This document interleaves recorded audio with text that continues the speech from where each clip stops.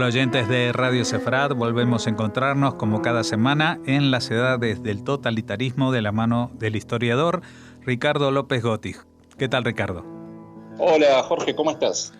Muy bien, pues vamos a seguir desglosando el avance del plan de los nazis para imponer su imperio, su Reich alemán germánico en toda Europa, o en la parte de Europa que alguna vez estuvo vinculada con la cultura alemana.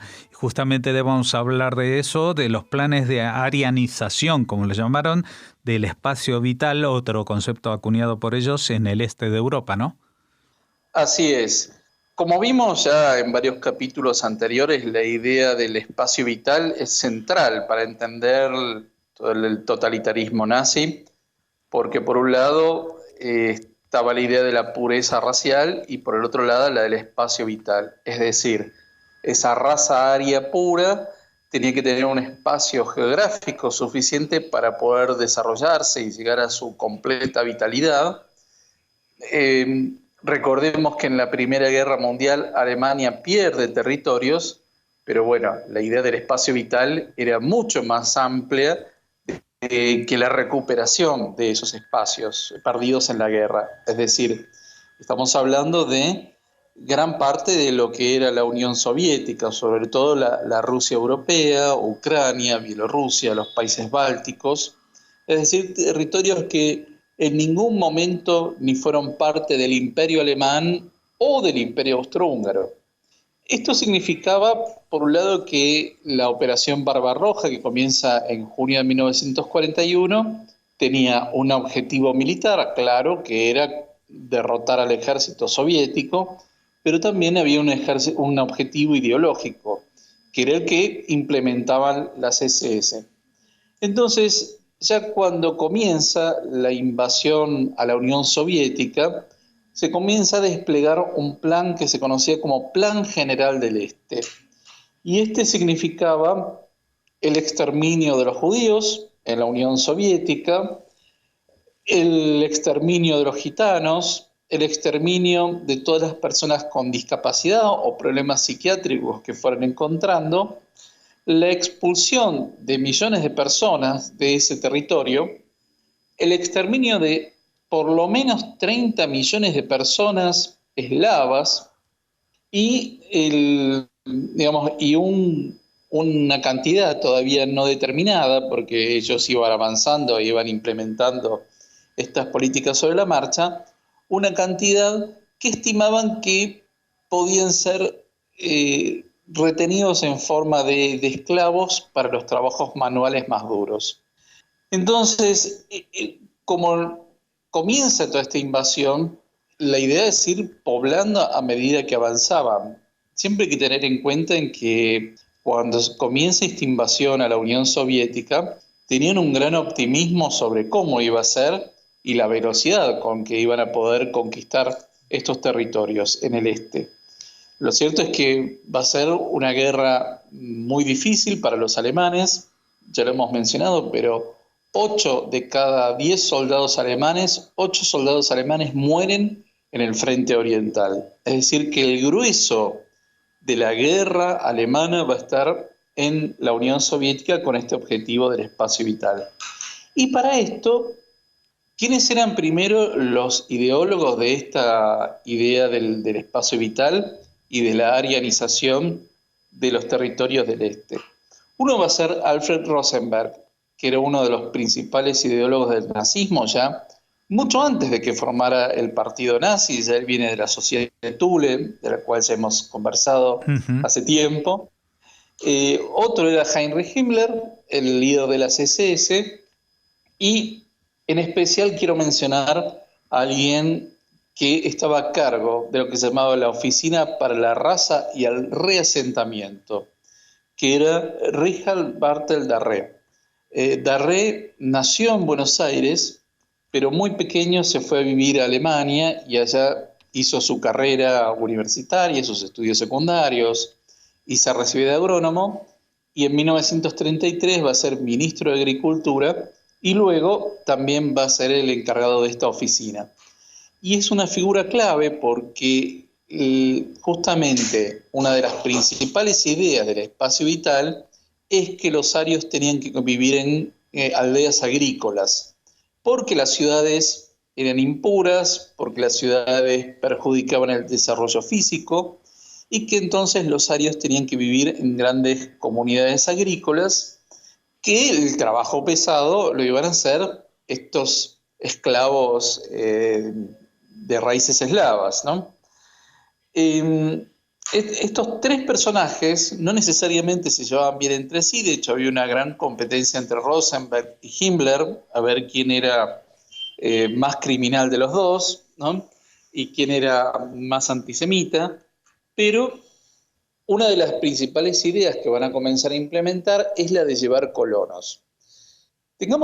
Recordemos que ya había comenzado esta idea de la colonización en Polonia, en lo que se llamaba el Wartegau, es decir, esos territorios que eran polacos y fueron anexados al Reich alemán.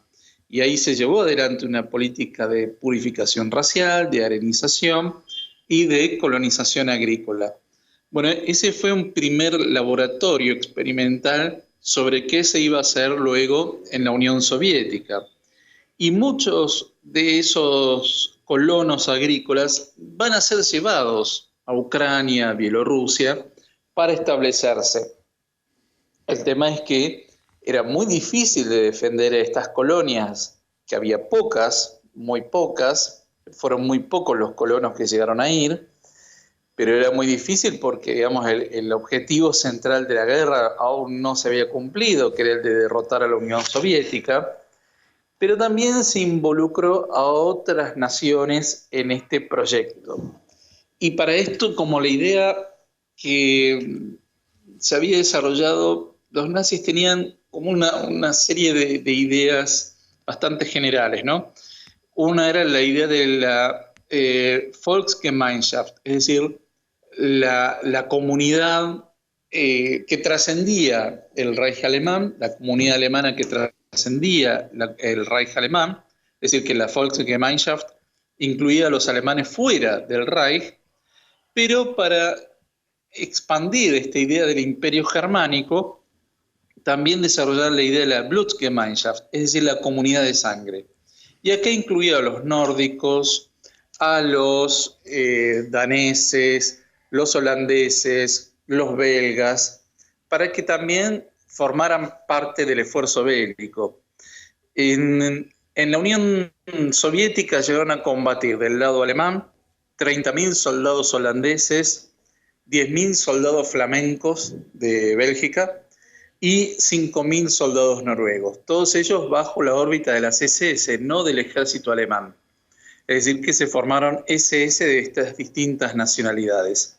Y también se empezaron a llevar colonos de estas naciones, es decir, fueron colonos noruegos, holandeses, llegaron a ir 5.000 colonos holandeses, y de hecho se formó una compañía holandesa del Este, que repartía tierras para el trabajo agrícola, pero que obviamente estaba en una situación bastante frágil, justamente por la guerra.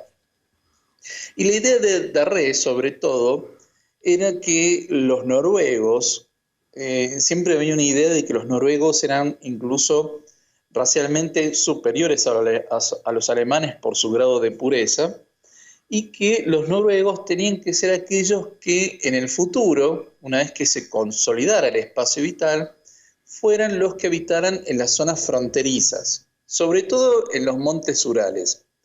Porque la idea del Plan General del Este era crear un gran muro en los montes Urales, un gran muro, arrojar del otro lado a las hordas asiáticas, así los llamaban, es decir, eslavos, tátaros, mongoles, los arrojaban del otro lado del muro, y que entonces los pobladores que tenían que vivir en torno a ese muro tenían que ser los más aguerridos. Y ellos consideraban que eran los noruegos por su espíritu vikingo.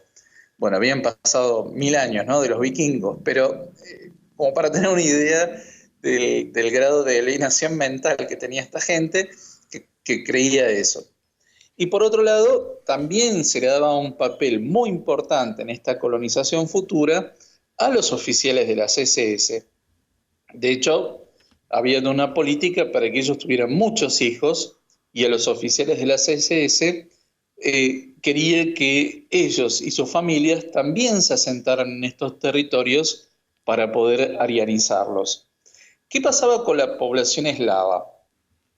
Bueno, una parte muy importante de eslavos fueron enviados a trabajar a la propia Alemania, al Reich alemán, en situación infrahumana, y estos deportados luego van a volver a la Unión Soviética una vez que termine la guerra, y ya le dedicaremos un capítulo a este hecho, pero eran considerados como aceptables, ¿no? Racialmente, como que no eran tan impuros como otros, ¿no?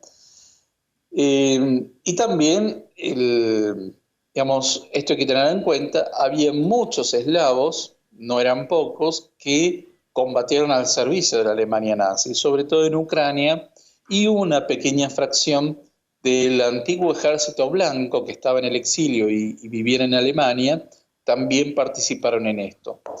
Con lo cual había eslavos que eran tolerables en la escala racial del nazismo y otros que eran absolutamente intolerables y se los expulsaba, o la idea era directamente la del exterminio. Uh-huh. Ese era el plan que tenían pensado y que, como decías tú, tampoco les fue muy sencillo implementarlo a pesar de que tenían los colonos porque no podían dedicarles la protección en la retaguardia, ¿no? Exactamente, por eso tampoco había mucha gente dispuesta a movilizarse hacia estos territorios. Por otro lado, digamos, básicamente los que iban eran aventureros, no iban familias enteras. Hubo una sola experiencia en Ucrania que estuvo monitoreada directamente por Himmler, pero que fue un fracaso. Y la idea era llevar millones de personas, y estamos hablando de 5.000 colonos holandeses, algunos del Vartegau, algunos noruegos, es decir, que no tuvo el eco que ellos esperaban. Uh-huh. La idea es que, digamos, Himmler en algún momento habló de que el imperio germánico en ese momento eran 120 millones y que tenían que llegar a una cifra de 500 millones de habitantes en un futuro más o menos próximo. Es decir, que ellos esperaban que hubiera una tasa de natalidad muy alta e incluso en los planes, cuando uno ve que se establecen las jerarquías raciales, porque en esto participaron médicos, antropólogos, biólogos, no es que fueron solamente oficiales de carácter político. Acá las academias de ciencias estuvieron muy involucradas en todo este fenómeno, y lo más triste es que aquellos científicos que estuvieron involucrados nunca tuvieron ningún tipo de sanción. Vivieron hasta los años 60, 70, trabajando en sus profesiones. Pero lo que se veía es que justamente por descarte había una cantidad de población que iba a ser exterminada. Uh-huh. De lo que hablabas del tema de que se incentivaba a los SS a tener muchos hijos, en algún sitio he leído justamente vinculado a un personaje bastante conocido, una de las cantantes del grupo sueco ABBA, que es hija de uno de esos experimentos, es decir, de una madre noruega inseminada, por decirlo de alguna manera, con un oficial SS, sin que hayan formado familia. Sí, sí. Claro, porque justamente buscaban que se casaran con mujeres noruegas o suecas, porque tenían un grado de pureza, teóricamente, ¿no?, más alto que el de los alemanes, y eso mejoraba aún la raza.